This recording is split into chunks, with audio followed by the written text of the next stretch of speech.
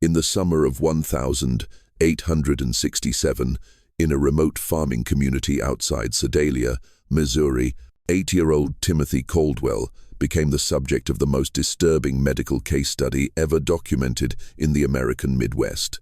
Dr. Samuel Harding, the region's only physician, filled 3 leather-bound journals with observations of a child whose behavior defied every principle of human nature known to 19th-century medicine. The boy appeared normal, even charming to casual observers, but beneath his innocent exterior lay something that medical science of the era simply could not explain. For 6 months, 3 people died in accidents around Timothy Caldwell, along with dozens of farm animals found dead under mysterious circumstances. 11 people who had all in some way crossed paths with a child whose smile never reached his pale blue eyes. The official records were sealed by local authorities and hidden away for over a century. But the truth about Timothy Caldwell reveals a darkness that challenges everything we thought we knew about the capacity for evil in childhood.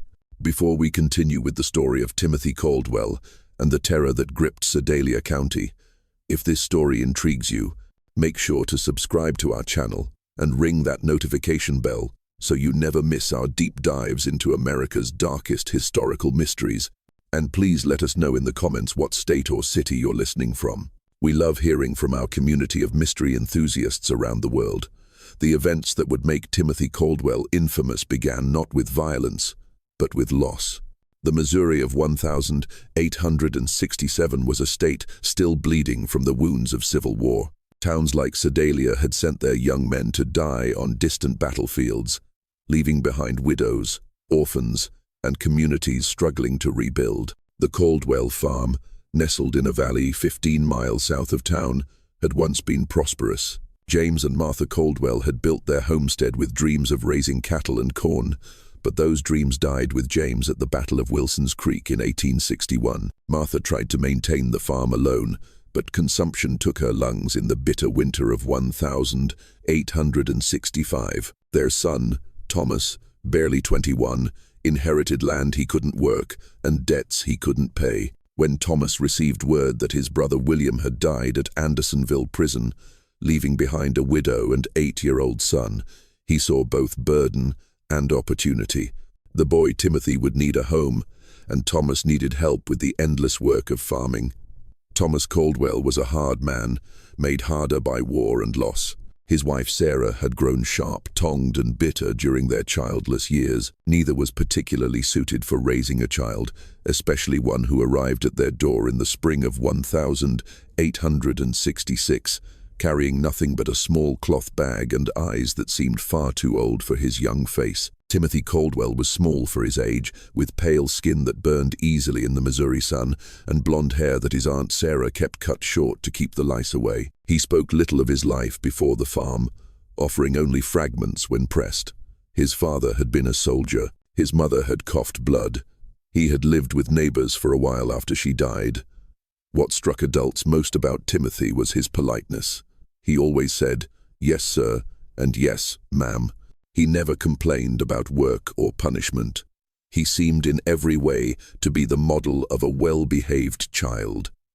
Dr. Samuel Harding first encountered Timothy in June of 1866 when the boy accompanied his uncle to town for supplies. Harding, a graduate of the Missouri Medical College and one of the few formally trained physicians west of St. Louis, had developed a keen eye for reading people during his years, treating both Union and Confederate soldiers. Something about the Caldwell boy unsettled him, though he couldn't identify what. The child was perfectly respectful, Harding would later write in his journal. He answered questions directly, maintained appropriate eye contact, and displayed none of the fidgeting or shyness typical of rural children encountering strangers. Yet, I found myself deeply uncomfortable in his presence.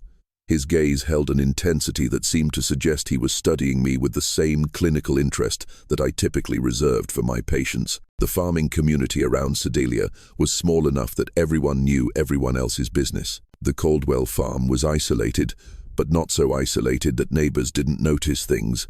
Mrs. Eleanor Patterson, whose property bordered the Caldwell land, would often see Timothy working in the fields or tending to the livestock. She remarked to her husband that the boy worked with unusual focus for a child his age, never seeming to tire, never stopping to play or rest, as children naturally do. It was like watching a little machine, she told her husband Samuel over dinner one evening. He'd worked steady from sunrise to sunset, never complaining, never slowing down. Ain't natural for a boy to have no play in him at all. The Patterson farm kept chickens, and Ella Lenina noticed that her birds became agitated whenever Timothy was near the property line. They would cluster together, squawking and ruffling their feathers, refusing to venture close to the fence that separated the properties. Her husband dismissed it as coincidence, but Ella Lenina couldn't shake the feeling that the animals sensed something about the boy that humans missed. The first death occurred on a sweltering afternoon in August 1866. Little Mary Fletcher, age 5, was the daughter of the town blacksmith and known throughout the community for her bright laugh and tendency to wander. She had been playing near Willow Creek, a shallow stream that ran between several properties, including the Caldwell farm. Timothy found her body. He arrived at the Fletcher home just as the family was preparing for supper, his clothes damp and his face pale, with what appeared to be genuine distress. "Mrs. Fletcher," he said, his voice steady despite his obvious agitation. "I found Mary by the creek. She's not breathing." The search party that rushed to the creek found Mary Fletcher face down in water barely 18-inch deep. Dr. Harding, summoned immediately, determined that the child had drowned. A tragic but not uncommon accident in rural areas where children played unsupervised near water. What troubled Harding was not the death itself, but Timothy's account of discovering the body. The boy provided an unusually detailed description of exactly where Mary had been found, the position of her body, and the condition of her clothing. When pressed about how he had come to be in that particular spot at that particular time, Timothy explained that he had been looking for a lost calf. The boy's recall was remarkably precise. Harding noted in his journal, he could describe the exact position of the deceased child's limbs, the way her dress had been caught on a submerged branch, even the color of the water around her face. Such attention to detail seemed unusual for a child who claimed to be frightened and upset by the discovery. Thomas Caldwell, when questioned, confirmed that one of their calves had indeed gone missing that morning, and that he had sent Timothy to search the creek area. The calf was found 2 days later, healthy and grazing in a meadow nearly a mile from where Mary Fletcher had drowned. The Fletcher family, devastated by their loss, received Timothy's sympathy with gratitude. He had, after all, been the one to find their daughter and alert them immediately. At the funeral, Timothy sat quietly with his aunt and uncle, his head bowed respectfully throughout the service. When the family thanked him for his quick action in alerting them, he accepted their gratitude with appropriate solemnity. "I wish I could have found her sooner," he told Mary's father, his voice carrying just the right note of regret and sorrow. But Ella Lenina Patterson, watching from across the church, noticed something that nagged at her for days afterward. When Mary Fletcher's mother collapsed in grief during the service, when the sight of the small coffin reduced grown men to tears, Timothy Caldwell's expression never changed. His head was bowed in apparent sorrow, but when he thought no one was looking, his pale blue eyes remained dry and watchful, taking in every detail of the scene around him. The second death came 3 weeks later. Old Henrik Len, a Norwegian immigrant who had worked as a logger before arthritis forced him into retirement, was found at the bottom of a rocky outcrop known locally as Devil's Bluff. The bluff overlooked the creek where Mary Fletcher had drowned, and Henrik was known to climb there regularly to check on the wild beehives he tended. Once again, Timothy Caldwell was involved in the discovery. He had been walking home from town when he spotted something unusual at the base of the bluff. "I saw Mr. Lelson's hat caught on a thorn bush," Timothy told the gathering crowd. "I called out to him, but got no answer, so I climbed down to look. Henrik Larsson was dead, his neck broken from what appeared to be a fall from the top of the 40-foot bluff. Dr. Harding's examination revealed that the old man had likely died instantly upon impact. The only unusual aspect of the scene was the presence of several dead bees scattered around the body, far more than would typically be found away from a hive. Mr. Larsson knew those bluffs better than any man in the county. Samuel Patterson told Dr. Harding after the examination he'd been climbing up there for 3 years, never had so much as a stumble. Don't make sense he'd fall now. Timothy, when questioned, suggested that perhaps the old man had been stung by bees and lost his footing. He was always talking about how angry they get when you disturb them, the boy said. Maybe they swarmed him and he got confused. Dr. Harding found Timothy's explanation plausible, but something about the scene bothered him.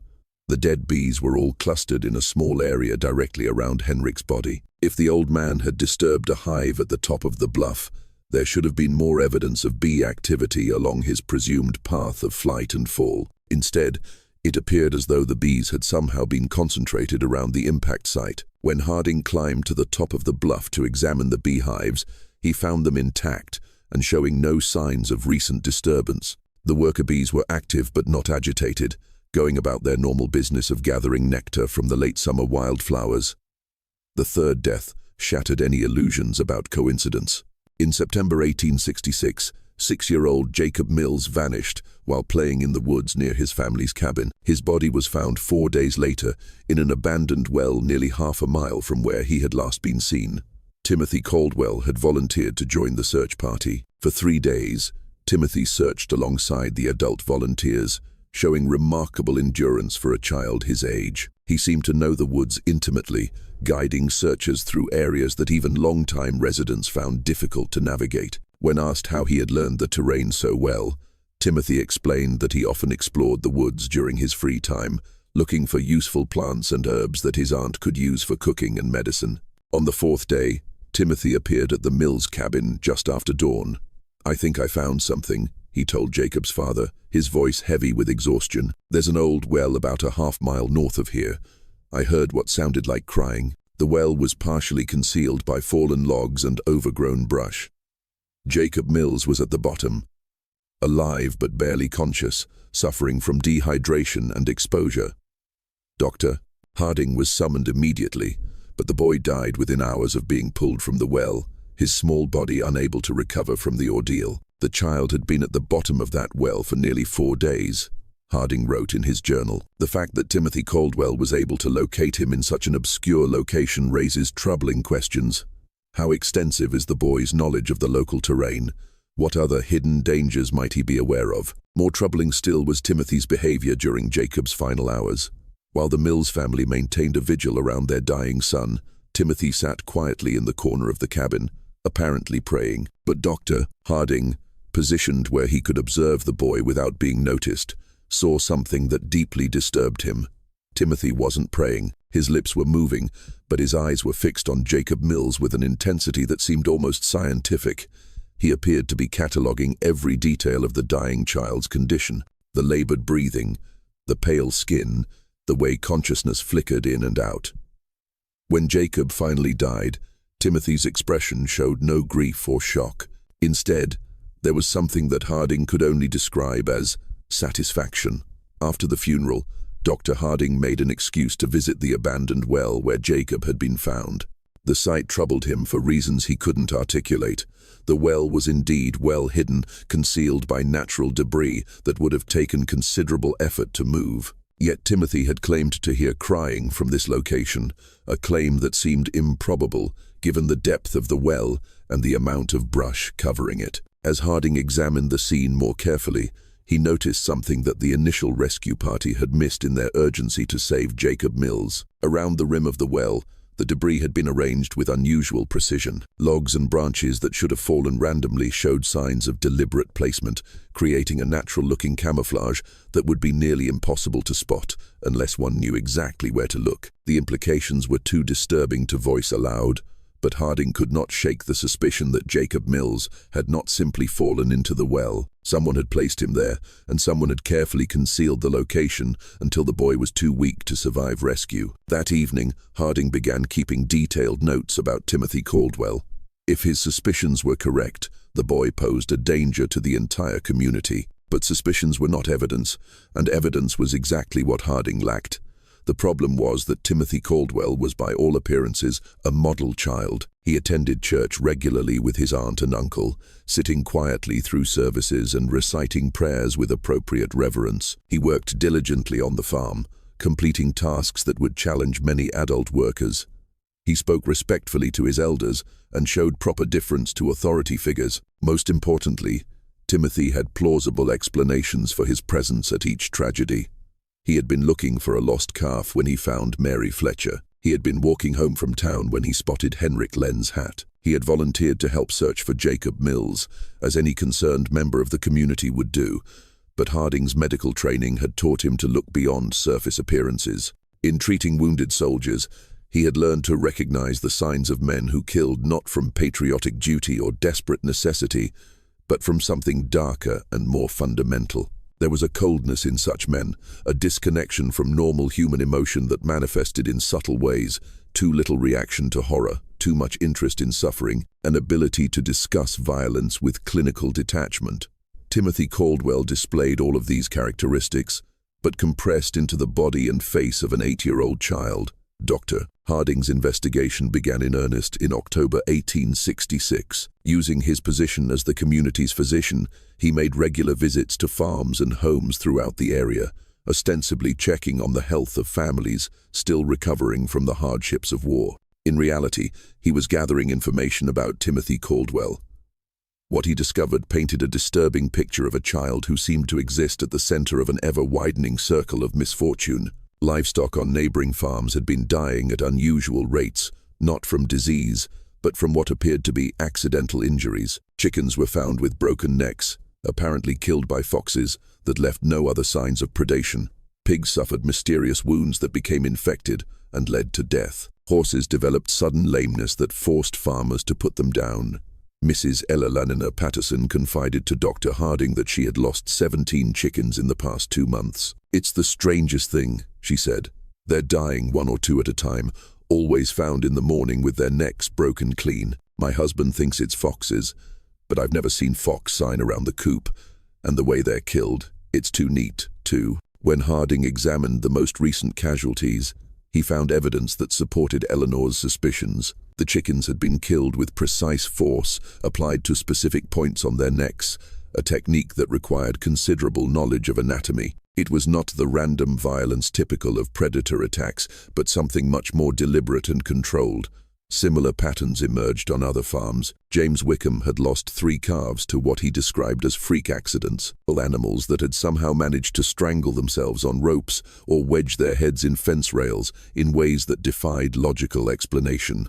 Robert Dunham's prize bull had fallen into a ditch and broken its leg despite being one of the most sure-footed animals in the county. In every case, the affected farms were within walking distance of the Caldwell property, and in several instances, neighbors reported seeing Timothy in the vicinity around the time of the incident.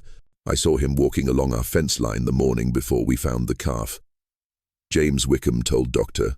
Harding. "Thought it was odd, him being so far from home, but the boy was always polite when he saw me, waved, and called out a greeting like he was taught proper." Dr. Harding also began paying closer attention to Timothy's behavior during his routine medical visits to the Caldwell farm.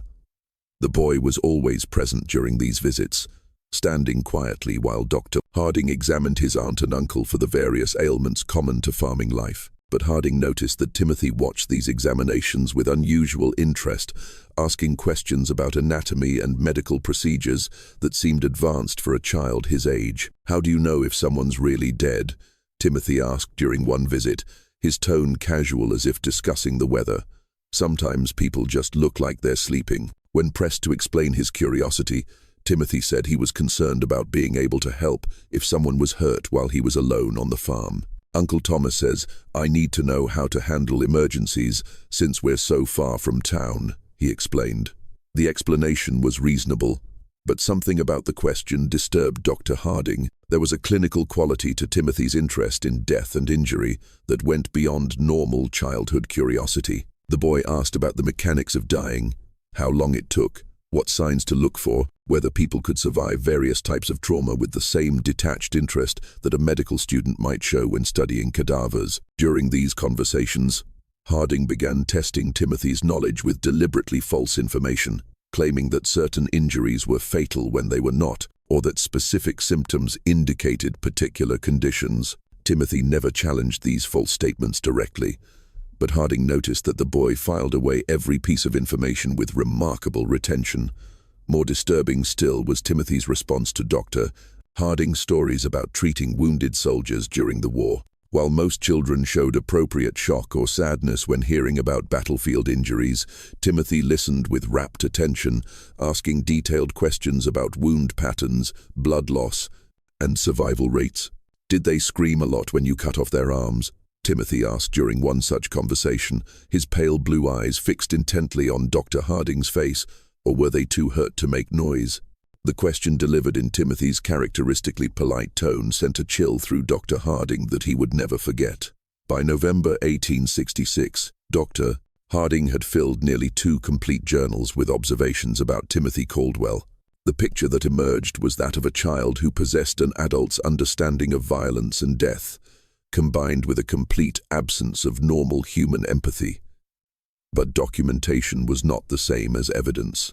And evidence was what Harding would need if he hoped to protect the community from what he increasingly believed was a dangerous predator. The opportunity to gather that evidence came when Thomas Caldwell injured his back during the fall harvest. The injury required bed rest and daily medical visits, giving Dr. Harding unprecedented access to the Caldwell household. During these visits, he began engaging Timothy in longer conversations, carefully probing to understand the extent of the boy's knowledge and the nature of his thoughts. What he discovered exceeded his worst fears. Timothy Caldwell had been conducting experiments on living creatures for months, possibly years. Using a combination of careful questioning and direct observation, Dr.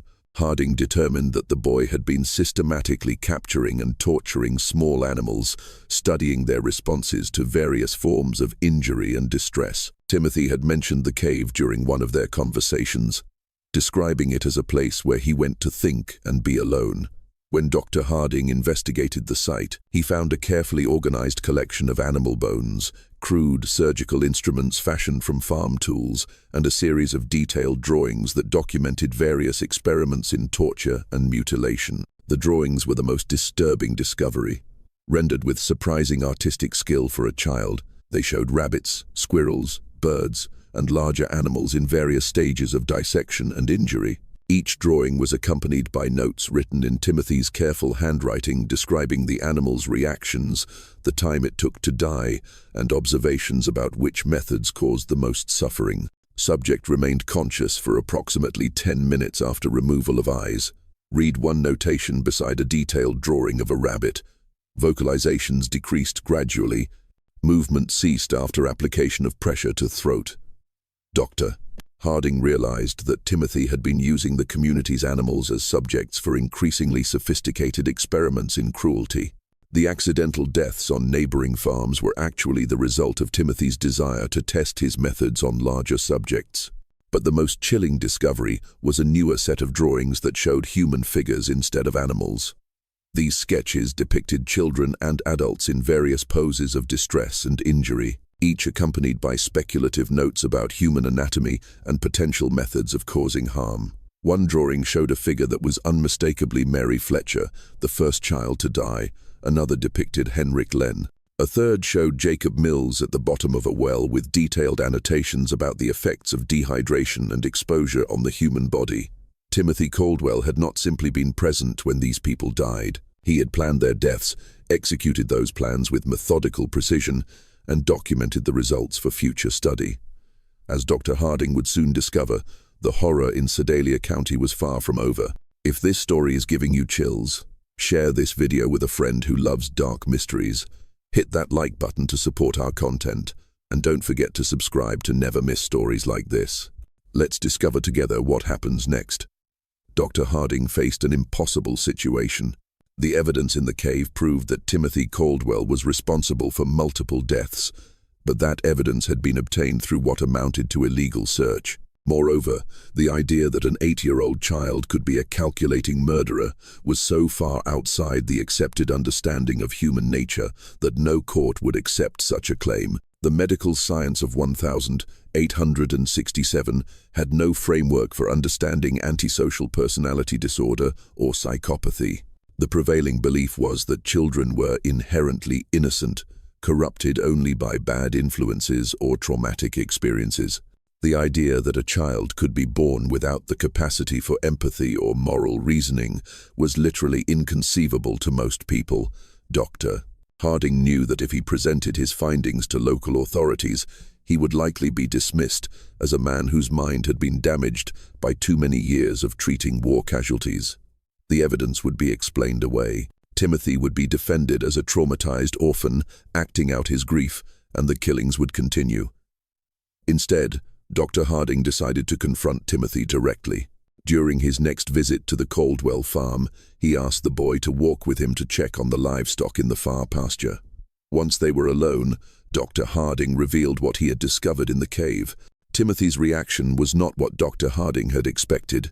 The boy showed no surprise, no denial, no fear at being caught. Instead, he listened calmly as Dr. Harding described the drawings and notes, occasionally nodding, as if confirming the accuracy of the doctor's observations. "You're not going to tell anyone," Timothy said. When Dr. Harding finished speaking, it was not a question or a plea, but a statement of fact delivered with absolute confidence. "Why wouldn't I?" Dr. Harding asked, genuinely curious about the boy's reasoning. Timothy smiled, the first genuine expression of emotion that Dr. Harding had ever seen on his face. "Because no one would believe you," he said, "and because you're curious about what I'll do next." The boy was right on both counts. Dr. Harding knew that his claims would sound like the ravings of a man losing his sanity. But Timothy had also identified something that the doctor was reluctant to admit, even to himself: a scientific fascination with observing the development of what might be the most dangerous human being he had ever encountered. "How long have you been doing this?" Dr. Harding asked. "Since I was 5, Timothy replied matter-of-factly. "Maybe earlier.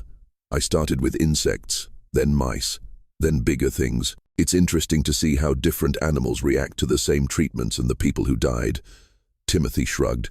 "They were experiments too. I wanted to see if people would react the same way as animals. They do mostly, but they're better at understanding what's happening to them. That makes it more interesting." Dr. Harding felt a chill that had nothing to do with the November air. "What are you planning to do next?" Timothy considered the question seriously before answering. "I need to find out what happens when you hurt someone who trusts you completely, someone who wouldn't suspect anything until it was too late." The implication was clear. Timothy was planning to kill his aunt and uncle. Dr. Harding knew he had perhaps days, possibly only hours, before Timothy acted on his plans. The boy had revealed his intentions with the casual confidence of someone who believed himself untouchable, and past experience suggested that Timothy did not delay once he had decided on a course of action. That evening, Dr. Harding visited Sheriff William Crawford in Sedalia. Crawford was a practical man who had served with distinction in the Union Army and had little patience for theories or speculation. But he also trusted Dr. Harding's judgment and was willing to listen to evidence regardless of how unusual the circumstances might be. Dr. Harding presented his case carefully, focusing on verifiable facts rather than psychological theories. He showed Crawford the drawings and notes from the cave, pointed out the pattern of deaths and accidents surrounding Timothy, and documented the boy's unusual knowledge of anatomy and violence. Most importantly, Dr. Harding revealed Timothy's stated intention to kill his aunt and uncle. This was information that could not be ignored, regardless of the source. "Even if half of what you're telling me is true," Sheriff Crawford said after reviewing the evidence, examining each disturbing drawing with growing alarm, "we can't arrest a child for drawings and suspicions, but we can watch him, and we can be ready to act if he tries anything." Crawford studied the anatomical precision of Timothy's sketches, noting details that even his experience as a Civil War veteran hadn't prepared him for. The two men spent hours developing their strategy, bringing in Crawford's most trusted deputies, men who had served under him during the war and could be counted on to remain steady under pressure. Dr. Harding and Sheriff Crawford developed a comprehensive plan. Dr. Harding would arrive at the Caldwell farm at his usual time, bringing Lidham ostensibly for Thomas's pain management, but actually to keep both Thomas and Sarah sedated enough to prevent Timothy from harming them easily. Sheriff Crawford and his deputies would position themselves strategically around the farm property, close enough to respond quickly, but far enough away to avoid detection. The plan was put into effect the following morning. As Dr. Harding approached the farmhouse in his buggy, he noticed immediately that something was different. The usual morning sounds of farm activity, chickens pecking in the yard, pigs grunting in their pen, were absent. The property held an unsettling quiet that made his skin crawl. Timothy appeared in the doorway before Dr. Harding had even climbed down from his buggy. The boy stood perfectly still, his pale blue eyes tracking the doctor's movements with predatory focus. He was dressed in his usual work clothes, but Dr. Harding noticed that Timothy's sleeves were rolled up past his elbows, and his hands appeared to have been scrubbed recently, the kind of thorough cleaning that suggested preparation for messy work. "Good morning, Dr. Harding," Timothy said, his voice carrying its characteristic politeness. But something underneath had changed. There was an anticipation there, an excitement that the boy was struggling to contain. "I've been waiting for you." The words sent a chill through Dr. Harding. Timothy's use of waiting suggested that he had been expecting this visit, had perhaps even been counting on it as part of whatever plan he had set in motion.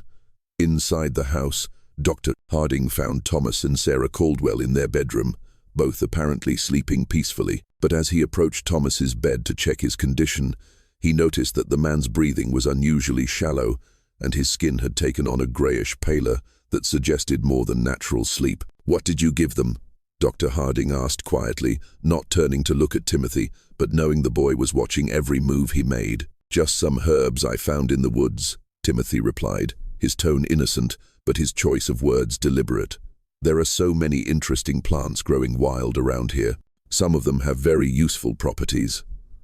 Dr. Harding checked Thomas's pulse and found it weak but steady.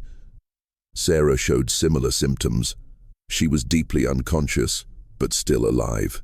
Whatever Timothy had used, he had been careful about the dosage. The boy wanted his victims helpless, but alive, at least for now. "They're not going to wake up for several hours," Timothy continued conversationally. "That should give us plenty of time to talk without interruption." The conversation that followed was unlike anything Dr. Harding had ever experienced. Timothy spoke about murder and torture with the clinical detachment of a medical professor discussing anatomy. He described his experiments on animals and humans with scientific precision, explaining his methodologies and the insights he had gained from each death. "Mary Fletcher taught me that drowning is actually quite slow," Timothy said, settling into a chair as if beginning a pleasant afternoon chat. "Everyone thinks people just slip under the water and disappear, but that's not how it works at all. There's struggling and panic, and this interesting pattern of breathing attempts before the person finally gives up. I had to hold her down for almost 3 minutes before she stopped fighting." Dr. Harding felt his blood turn to ice.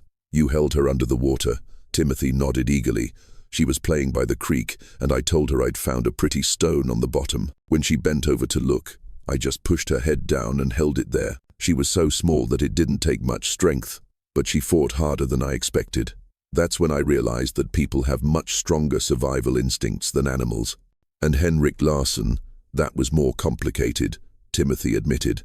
"I couldn't overpower him physically, so I had to be more creative. I knew he checked his beehives every Thursday morning, so I went up to the bluff the night before and loosened some of the stones along the edge. Then I collected bees from one of his hives and put them in a cloth bag." Timothy's eyes gleamed as he described his methodology. "When Mr. Len climbed up to check the hives, I was waiting behind some rocks. I threw the bag of bees at his face and started shouting that there was a massive swarm attacking him. He panicked and stumbled backward right over the edge where I'd weakened the stone barrier. The fall killed him instantly, just like I calculated it would. And Jacob Mills. Jacob was the most interesting of all," Timothy said, his voice taking on the tone of a teacher sharing a particularly fascinating lesson. "I didn't kill him quickly like the others. I wanted to see what would happen if someone died slowly over several days. So I convinced him to follow me into the woods by telling him I'd found a family of baby raccoons." Timothy paused, seeming to savor the memory. Jacob was so concerned about the imaginary baby animals that he didn't think twice about the danger. "I helped him climb down into the well. Then I moved the logs and brush to cover the opening. I visited him every day for 4 days, bringing him just enough water to keep him alive, but not enough to let him recover his strength." Dr. Harding realized that Timothy was no longer speaking hypothetically about future experiments. The boy had specific plans, and those plans clearly included the people currently in the house. "What are you planning to do with your aunt and uncle?" Dr. Harding asked directly. Timothy's genuine smile returned broader than Dr. Harding had ever seen it. "That's where you come in, Dr. Harding. See, all of my previous experiments have been with people who didn't know what was happening to them until it was too late. But you're different. You understand exactly what I am and what I'm capable of. That makes you the perfect subject for a completely new type of study." As Timothy spoke, he began moving around the room, gathering items that Dr. Harding recognized as potential weapons. Rope from the barn, a heavy candlestick from the mantelpiece, several sharp kitchen implements. The boy organized his tools with methodical precision as if preparing for surgery. "I want to find out what happens when someone who knows they're going to die tries to save people they care about," Timothy continued, his excitement growing. "Will you sacrifice yourself to save Uncle Thomas and Aunt Sarah? Will you try to fight me even though you know I've planned for that possibility? Will you try to run away and abandon them to save yourself?" Dr. Harding knew that the time for conversation had passed. Timothy had revealed enough of his plans to make clear that everyone in the house was in immediate, mortal danger. He drew the pistol from his medical bag and pointed it at the boy. "Step away from the knives, Timothy," Dr. Harding said, his voice steady despite his racing heart. Timothy looked at the pistol with interest rather than fear. "That's a Navy Colt, isn't it?" he asked conversationally. "I've seen pictures of them in books about the war. How many bullets does it hold?" "6, Dr. Harding replied automatically, then immediately regretted providing the information. "And how many people are you trying to protect?" Timothy asked. "There's Uncle Thomas, Aunt Sarah, yourself, and presumably the 3 law enforcement officers outside. That's 6 people, if my counting is correct. So, even if you shoot me, you'll have used up all your ammunition." Timothy moved closer, no longer bothering to stay out of pistol range. "You want to know how I became what I am?" he said, his voice taking on an almost hypnotic quality. "You want to understand whether I was born this way or whether something made me this way. You want to know if there are others like me and how to recognize them before they start killing." Each statement was true, and Timothy's ability to identify and exploit Dr. Harding's intellectual curiosity was as frightening as his capacity for violence. The boy understood people well enough to predict their behavior and manipulate their responses, even when they knew they were being manipulated. The confrontation came as Timothy approached his sleeping uncle with a length of rope in his hands. Dr. Harding stepped forward to intervene, but Timothy moved with surprising speed and strength, producing the kitchen knife and slashing at the doctor's arm. The struggle that followed was brief but violent. Timothy fought with the desperate ferocity of a cornered animal, using the knife with skill that spoke of considerable practice. The boy was smaller and weaker than Dr. Harding, but he was also faster and more agile, and he fought with the calculated precision of someone who had studied anatomy extensively. Dr. Harding managed to grab Timothy's wrist and twist until the boy dropped the knife, but Timothy immediately produced another blade from his clothing. It became clear that the boy had prepared multiple weapons and positioned them strategically throughout the house. The sound of their fight brought Sheriff Crawford and his deputies running from their concealed positions. They burst through the back door to find Dr. Harding struggling with Timothy, while Thomas and Sarah Caldwell lay unconscious on their bed, apparently unaware of the violence occurring around them. Deputy Mitchell quickly subdued Timothy while Dr. Harding caught his breath and checked on the unconscious couple. When the dust settled, Timothy Caldwell sat calmly in the corner of the room, his clothes torn and his face bloodied, but his pale blue eyes still holding that same cold intelligence that had first disturbed Dr. Harding so many months earlier. "You can't prove anything," Timothy said as the deputies secured him with ropes. "Nobody will believe that a child did all those things." Sheriff Crawford looked down at the boy with a mixture of disgust and fascination. "Maybe not," he said, "but we don't have to prove everything. Attempting to murder your family is enough to see you locked up regardless of your age." Timothy smiled at that, the same genuine expression of emotion that Dr. Harding had seen the day before. "You won't hang me," he said with absolute confidence. "I'm too young, and I'm too interesting. Someone will want to study me instead." Just when we thought we'd seen it all, the horror in Sedalia County intensifies. If this story is giving you chills, share this video with a friend who loves dark mysteries.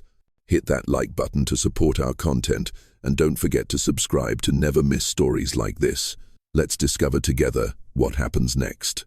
Timothy Caldwell was wrong about his fate, but right about the impossibility of proving his crimes. When Sheriff Crawford attempted to present the evidence from the cave to county prosecutors, he encountered exactly the resistance that Dr. Harding had predicted. The drawings and notes were dismissed as the products of a disturbed child acting out trauma from his parents' deaths. The pattern of accidents and deaths was attributed to coincidence compounded by Timothy's unfortunate habit of being helpful during emergencies. The attempted murder of Thomas and Sarah Caldwell, however, could not be explained away. 3 law enforcement officers had witnessed Timothy attacking his sleeping relatives with clear intent to kill. Even the most sympathetic observers could not argue that an 8-year-old boy would attack family members with a knife unless something fundamental was wrong with his character. The legal system of 1867 had no framework for dealing with violent children. Timothy was too young for adult prosecution, but too dangerous for simple placement in an orphanage or reformatory.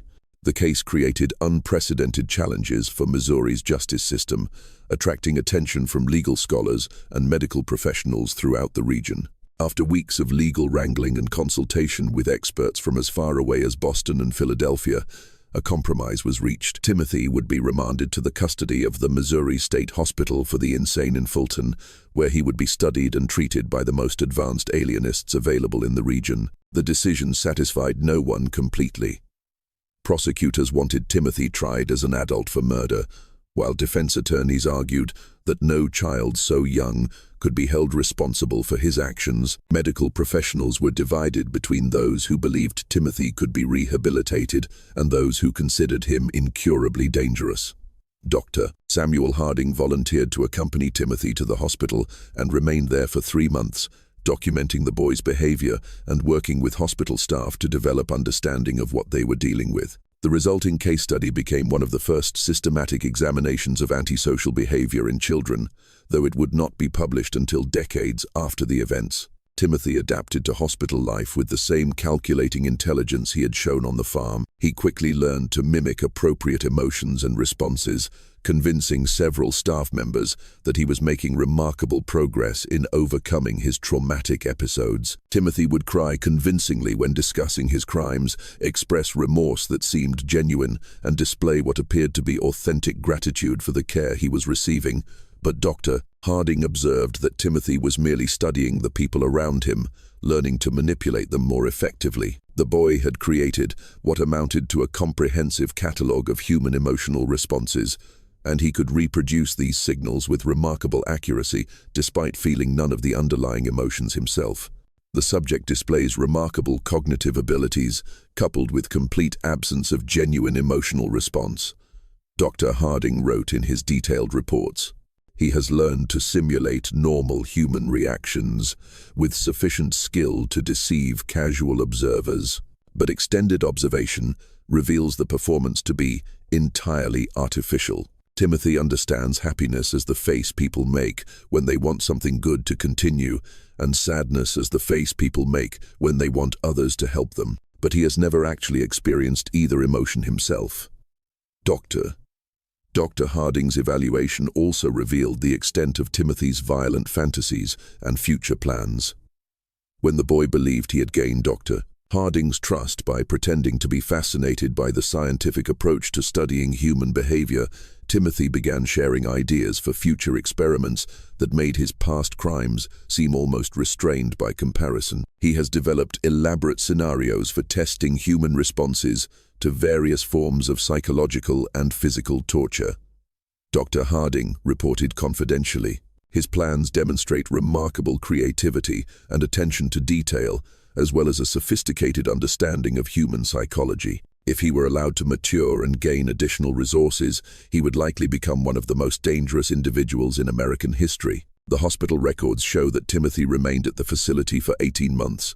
During that time, several unexplained incidents occurred that bore the hallmarks of Timothy's methods. Other patients were found dead in circumstances that suggested accident or natural causes, but which showed patterns of deliberate planning when examined carefully. 3 elderly patients died from apparent heart failure after interacting with Timothy, though all had been in relatively good health previously. 2 younger patients suffered what appeared to be accidental falls that resulted in serious injuries, but both incidents occurred in areas where Timothy had been seen earlier in the day. Most disturbing were the reports of patients who claimed Timothy had been visiting them at night, standing silently beside their beds and watching them sleep. Hospital staff who worked closely with Timothy also began experiencing unusual problems. Several nurses reported persistent nightmares after spending time with the boy, dreams that often featured detailed scenarios of violence and death. 2 attendants requested transfers to other wards, claiming that they felt constantly watched, even when Timothy was supposedly confined to his room. Dr.